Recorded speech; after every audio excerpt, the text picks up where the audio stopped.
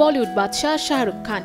বলিউডের king of romance হিসেবে খ্যাত শাহরুখ খান ৩ দশকেরও বেশি সময় ধরে হিন্দি সিনেমায় কাজ করছেন। অভিনেতা থেকে প্রযোজনা সংস্থার মালিক এবং ক্রিকেট দলের মালিক হওয়া পর্যন্ত তিনি নিজেকে অনেকভাবে প্রতিষ্ঠিত করেছেন।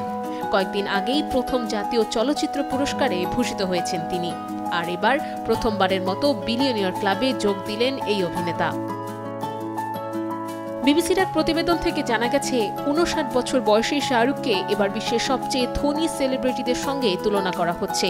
এই তালিকায় আর্নল্ড শোয়ার্জনেগার, গায়িকা রিয়ানা, গল্ফার টাইগার উডস এবং গায়িকা টেলর সুইফটও আছেন।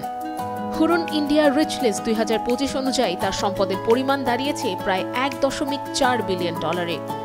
হুরুন ইন্ডিয়ার প্রতিষ্ঠাতা আনাস রহমান জোনায়েদ জানিয়েছেন, শাহরুখের বিলিয়নিয়ার হওয়ার মূল কারণ হল তার প্রযোজনা সংস্থা রেড চিলিজ এন্টারটেইনমেন্ট এবং আইপিএল ক্রিকেট দল কলকাতা নাইট রাইডার্সের মালিকানা।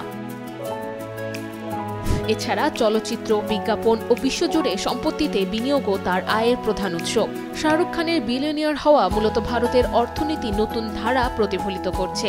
বিশেষজ্ঞরা বলছেন, এখন বিনিয়োগ ও সেলিব্রিটি নির্ভর ব্যবসা ভারতের অর্থনৈতিক প্রবৃদ্ধির নতুন চালিকা শক্তি।